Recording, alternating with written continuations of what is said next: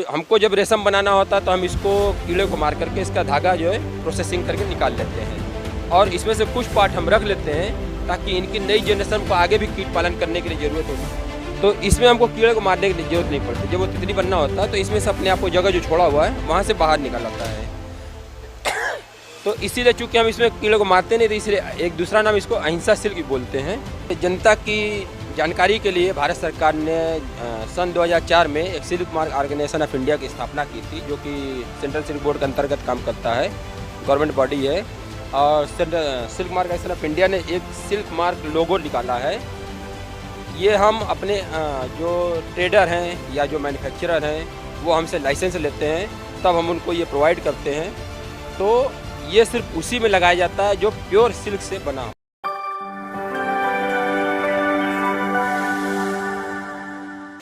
नमस्कार, मैं हूं ऋचा तिवारी और आप देख रहे हैं यूपी फर्स्ट। इस वक्त मैं मौजूद हूं लखनऊ के इंदिरा गांधी प्रतिष्ठान में, जहां पे खादी महोत्सव चल रहा है। ये 16 अक्टूबर से लगा हुआ है। खादी के कपड़ों के अलावा यहाँ पे और भी काफ़ी अनोखी चीज़ें मौजूद हैं, जैसे कि जूट की ज्वेलरी, बैम्बू के फर्नीचर्स। इसके अलावा बहुत ही एक अनोखी चीज़ अभी हमें यहाँ पे नज़र आई है, जो कि है सिल्क। सिल्क के कपड़ों को लोग काफ़ी पसंद करते हैं, लेकिन ये सिल्क बनता कैसे है, क्या प्रोसीजर होता है, इसका पूरा यहाँ पे एक स्टॉल लगा हुआ है। तो आइए यहाँ के ओनर से बात करते हैं और आपको बताते हैं कि सिल्क कैसे बनता है। क्या नाम है सर आपका? मेरा नाम जितेंद्र कुमार है, मैं सेंट्रल सिल्क बोर्ड वाराणसी से हूँ। तो सिल्क का ये जो काम है ये आप लोग खुद ही करते हैं? ये हम लोग एक्चुअली गांव में फार्मर करते हैं, ये ग्रामीण उद्योग, कुटीर उद्योग है, और हम उनको टेक्निकल सपोर्ट करते हैं। डिपार्टमेंट उनको टेक्निकली सपोर्ट करता है और जो फैसिलिटी है वो प्रोवाइड करता है। मैं देख पा रही हूँ कि यहाँ पे आपने लगाया हुआ स्टॉल। मुझे बताइए कि सिल्क कितने प्रकार का होता है और सिल्क बनता कैसे है? सिल्क 4 प्रकार के होते हैं, मलबरी, टसर, एरी और मुगा। इसमें से 3 वैरायटी मलबरी, टसर और एरी हमारे यूपी में होती हैं, जिनका हमने यहाँ लाइव डिस्प्ले लगाया हुआ है। और मुगा जो है वो सिर्फ आसाम में पाया जाता है, उसका डिस्प्ले यहाँ पे नहीं है, केवल आसाम में मिलता है। तो 3 डिस्प्ले हम आपको इसके बारे में एक्सप्लेन कर सकते हैं। ये हमारे पास जो है ये मलबरी के अंडे हैं, जो कि सहतूत के पत्ती खाते हैं। इससे इन अंडे से जो कीड़े निकलते हैं वो काफ़ी छोटे होते हैं, उनको पत्ती काट करके खिलाया जाता है। इस तरह से ये लगभग 25 से 30 दिन तक पत्ती खाते हैं। धीरे धीरे बढ़ते बढ़ते लगभग इस साइज को हो जाते हैं। जब ये 30 दिन इनका पूरा हो जाता है तो ये पत्ती खाना बंद कर देते हैं। तो ये ककून बनाने की पोजीशन में आ जाते हैं। तो हम इनको इनमें से उठा करके इस ट्रे में डाल देते हैं, इसको हम चंद्रिका बोलते हैं। इस ट्रे में डाल देते हैं। अब आप यहाँ देख सकते हैं कि कीड़े जो डाले हुए हैं ये मैच्योर और ये धागे की बुनाई अंदर ककून बनाना कर चुके हैं। ये रेशम इसमें बना रहे हैं। ये 24 से 30 घंटे तक ऐसा बनाएंगे। बनाने के बाद में इस टाइप का जो है ये ककून, ये जो है फाइनली इस टाइप का ककून बनकर तैयार होगा, जो कि पूर्ण रूप से रेशम होता है। इसके अंदर कीड़ा, अभी इसके अंदर कीड़ा है, लेकिन इसको मार दिया गया है। अगर ये मारे नहीं तो 10 दिन के बाद इसको काट करके बाहर निकल आएगा और फिर इसी से धागा बनता है सिल्क का। हाँ, ये जो ऊपर की सेल है इसकी, ये पूरा रेशम धागा है। एक्चुअली कीड़ा जब पत्ती खाने के बाद उसको डाइजेस्ट करने के बाद एक सिल्क बनाता है, लिक्विड बनाता है, जो कि सिल्क होता है। तो जैसे हम अपने रहने के लिए घर बनाते हैं, वो अपनी प्रोटेक्शन के लिए ये सेल बनाता है। और वो जो जब धागा निकालना शुरू करता है तो लगातार बिना रुके 24 घंटे वो काम करता रहता है। तो वो एक धागे के फार्म में ही वो निकलता है। तो हमको जब रेशम बनाना होता है तो हम इसको कीड़े को मार करके इसका धागा जो है प्रोसेसिंग करके निकाल लेते हैं और इसमें से कुछ पार्ट हम रख लेते हैं ताकि इनकी नई जनरेशन को आगे भी कीट पालन करने के लिए ज़रूरत होती है। इसको हम ऐसे ही छोड़ देंगे तो इसमें से 10 दिन के बाद ये तितली बन के बाहर निकलती हैं। कुछ मेल होंगी, कुछ फीमेल होंगी, वो मेटिंग करेंगी। मेटिंग करने के बाद फिर अंडे देंगी और उसके बाद फिर नया जनरेशन उनका स्टार्ट हो जाएगा। वो तितली अंडे देने के बाद 24 घंटे के अंदर वो ख़त्म हो जाएगी, उसकी नेचुरल डेथ हो जाती है। वो उसकी लाइफ स्टाइल वहाँ ख़त्म हो जाए, लाइफ स्पैन जो। जैसे कि मैं देख पा रही हूँ इस वाले में भी सिल्कवॉर्म छोटे हैं। हाँ। और आपने जैसा बताया था कि 30 दिन के लिए आप उनको रखते हैं इसमें, उसके बाद फिर ये इसमें आ जाते हैं। तो इन दोनों में क्या डिफरेंस होता है? इसमें मैं देख पा रही हूँ सिल्कवॉर्म का साइज़ थोड़ा सा बढ़ गया है। तो पहले जब अंडे से निकलते बहुत छोटे छोटे होते हैं, उनको हम डेली पत्ती 4 बार खिलाते हैं। तो ये कुछ दिन खिलाने के बाद ये स्टेज आया, इसका एक और स्टेज आया, इससे थोड़ा बड़ा होगा, इस तरह बड़ा होते हैं। ये मैक्सिमम स्टेज है। अब चूँकि थोड़ा स्पेस की कम है इसलिए हम चारों स्टेज यहाँ पर डिस्प्ले में नहीं लगा पाएँ। लेकिन ये 2 स्टेज हमने दिखाने की कोशिश की है कि इस तरह से बढ़ते बढ़ते ये मैक्सिमम साइज होती है। इसके बाद ये फिर वो तैयार हो जाते हैं कि अब रेशम बनाने की कंडीशन में आ गए हैं, तो हम इसको उठा करके इस ट्रे में डाल देते हैं। इस ट्रे में इसलिए डालते हैं ताकि उसको बुनने के लिए सपोर्ट चाहिए होता है। इधर से दोनों जगह टच करके वो सपोर्ट करके ऐसा गोल सेल यहाँ पे बनाते हुए आपको दिख जाएंगे ढेर सारे। एक सिल्क वॉर्म कितने कोकून्स बना सकता है? एक सिल्क वर्म एक ही ककून बनाएगा, लेकिन ये इसमें धागा जो होता है 1000 से 1200 मीटर लंबा धागा एक ककून में मिलता है। ठीक है। और जैसे कि आपने बताया था कि 4 तरह के सिल्क होते हैं, तो ये कैसे डिसाइड होता है और कैसे पता चलता है कि कौन सा सिल्क वॉर्म से कैसा सिल्क बन रहा है? अगर आप ककून देखें तो ककून में चारों में सब डिफरेंस आएंगे। आपके पास कोकून है सारे तरह के, दिखाइए। ये देखिए मलबरी ककून है। ये जो मलबरी में 2 वैरायटी होती है, जो कि जिसको हम बेंगलोरी सिल्क या चाइना सिल्क बोलते हैं, वो ऐसा सफ़ेद होता है। इसको बाईवोल्टाइन सिल्क बोलते हैं। ये मल्टीवोल्टाइन सिल्क जो कि बंगाल सिल्क या मुर्शिदाबाद सिल्क के नाम से फेमस है, लेकिन दोनों ही मलबरी है। कुले दोनों को उसी टाइप में होते हैं और प्रोसेस भी सबका सेम है लगभग। कलर अलग अलग है, मैं देख पा रही हूँ। अलग है, चूँकि ये मल्टीवोल्टाइन है, इस साल में 3 से 4 क्रॉप होती हैं। ये बाईवोल्टाइन की साल में 2 ही क्रॉप होती हैं। ये वाला साल में 2 बार बनता है और ये वाला साल भर 3 से 4 बार साल में। मतलब वो डिपेंड करता है अवेलेबिलिटी ऑफ लीव्स। मलबरी की पत्ती जो है अगर आपके पास अवेलेबल है और मौसम सूटेबल है तो आराम से वो। कब कब बनता है, आप मुझे समय को बताएं थोड़ा। जैसे हमारे यहाँ की कंडीशन में गर्मी बहुत ज़्यादा पड़ती है और ठंडी भी बहुत ज़्यादा पड़ती है, तो एक्सट्रीम कंडीशंस में ये नहीं होते हैं।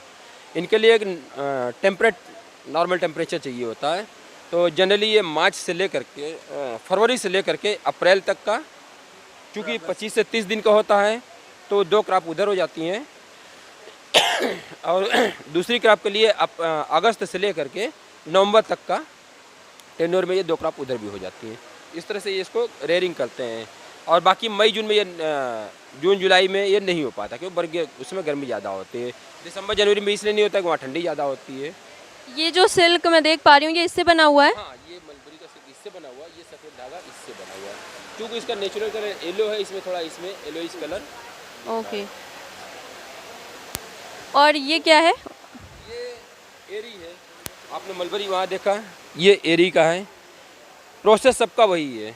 इसका भी 25 से 30 दिन चलता है। ये सिल्क वॉर्म थोड़े अलग दिख रहे हैं, मैं देख पा रही हूँ। ये रेस अलग है ना। अच्छा, इसका जो कीड़ा होता है वो अरंडी का पत्ता खाता है, जो हमारे आसपास गांव में होते हैं, उसका पत्ता खा करके ये कीड़ा रेशम बनाता है। इसकी रेस अलग होती है। मलबरी वाला सतू का पत्ता खाता है, ये अरंडी, लेकिन इसका भी लाइफ टाइम जो है वो 30 दिन का इसका भी है। हाँ, इसमें एक ख़ास बात ये है कि इसको हम अहिंसा सिल्क भी बोलते हैं, क्योंकि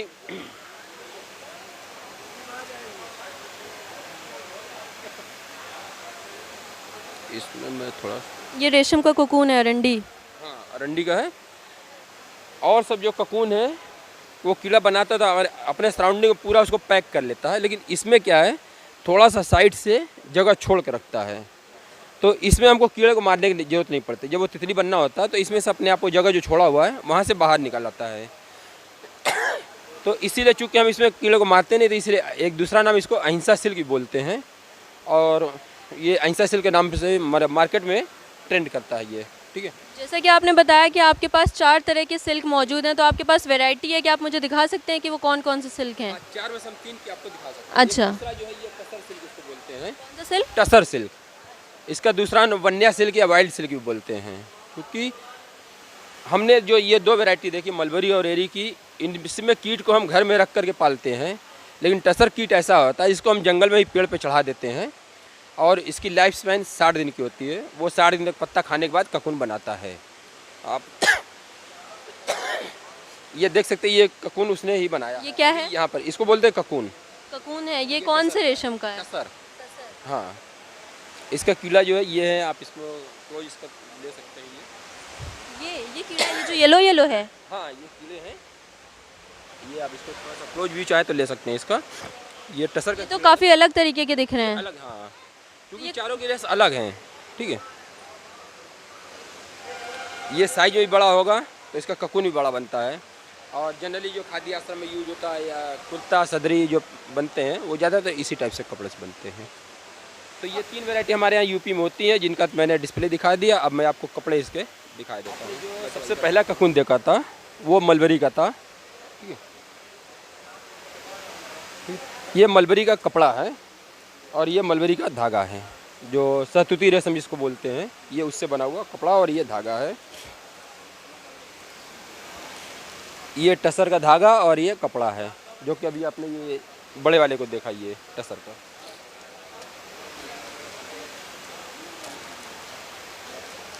ये एरी का धागा है और ये इसका बनाया हुआ कपड़ा है। ठीक है, ये मुगा सिल्क यहाँ पे होता नहीं है, तो हमने धागे तो अरेंज कर लिए, लेकिन इसके कपड़े हमारे पास अभी डिस्प्ले के लिए नहीं। कहाँ पाया जाता है ये मुगा सिल्क? आसाम में पाया जाता है, आसाम। नॉर्थ ईस्ट एरिया में, उधर ही होता है और कहीं नहीं होता है ये। क्योंकि ये इसका प्रोडक्शन कम है, इसलिए इसका कास्ट बहुत ज़्यादा होता है। 40 से 45 रुपये केजी का इसका रेट होता है धागे का। तो इसकी जो भी साड़ियाँ होती हैं वो लगभग 20,000 25,000 से ऊपर ही दाम की मिलती हैं। और बाकी सिल्क की बात करें तो उनके क्या रेट होंगे? बाकी के धागे का दाम लगभग 5,000 के आसपास ही रेंज करता है, वेरी करता है। ठीक है, और सबसे ज़्यादा प्रोडक्शन हमारा मलबरी का होता है और इसका ही कंजम्पशन ज़्यादा होता है। जो हमारी बनारसी साड़ियाँ बनती हैं वो मलबरी सिल्क की होती हैं। जो हम चाइना सिल्क बोलते हैं या बेंगलोरी सिल्क बोलते हैं, वो जनरली मलबरी सिल्क ही होता है और उसी की साड़ियाँ और शर्टिंग्स वगैरह बनाए जाते हैं। तो अगर हम मलबरी के सिल्क की साड़ी खरीदते हैं तो अप्रॉक्स कितने तक की रेंज की मिलेगी? आप मान के चलिए कि 5,000 से ऊपर जाना पड़ेगा, अगर प्योर की चाहिए तो। प्योर जैसा कि आपने बोला, तो अगर ये चेक किया जाए कि क्योंकि सबको जानकारी नहीं होती है कि कौन सा सिल्क प्योर है, तो हमें अगर पता करना है कि प्योर सिल्क कौन सा है तो वो कैसे पता कर सकते हैं? देखिए, जनता की जानकारी के लिए भारत सरकार ने सन 2004 में एक silk mark organisation of India की स्थापना की थी, जो कि सेंट्रल सिल्क बोर्ड के अंतर्गत काम करता है, गवर्नमेंट बॉडी है। और silk mark organisation of India ने एक सिल्क मार्क लोगो निकाला है। ये हम अपने जो ट्रेडर हैं या जो मैन्युफैक्चरर हैं वो हमसे लाइसेंस लेते हैं, तब हम उनको ये प्रोवाइड करते हैं। तो ये सिर्फ उसी में लगाया जाता है जो प्योर सिल्क से बना होता है, जिसका ताना और बाना जो है सिल्क धागे का होना। इन्हीं 4 वैरायटी में से किसी एक वैरायटी का होना चाहिए, या इन्हीं 2 में से किसी मिक्स हो सकता है, बट इसके अलावा और कुछ नहीं हो सकता। मतलब कि अगर प्योर सिल्क होगा तो इसमें ये लोगो लगा होगा। आपको डिमांड करनी है। अगर आपको जानकारी नहीं है, दुकानदार तो आपको ऐसे भी सोचेगा हम कुछ भी बेच दें, लेकिन अगर आप डिमांड करते हैं और वो ये लगा के देता है, इट मीन्स को प्योर ही होगा, इसके अलावा किसी और पर नहीं लगा सकता, क्योंकि उसको हमने लाइसेंस दिया हुआ है, कुछ टर्म कंडीशन से वो बंधा हुआ है, तो कभी आपके साथ वो चीट नहीं करेगा। जिस तरह से ज्वेलरी के लिए हॉलमार्क की गारंटी देता है, उस तरह सिल्क के लिए सिल्क मार्क इसकी गारंटी देता है कि ये प्योर सिल्क का बना हुआ प्रोडक्ट है। तो देखा आपने कि कैसे सिल्क बनता है और सिल्क को कैसे पहचानना है, ये भी आपको पता चल गया होगा इस वीडियो के ज़रिए।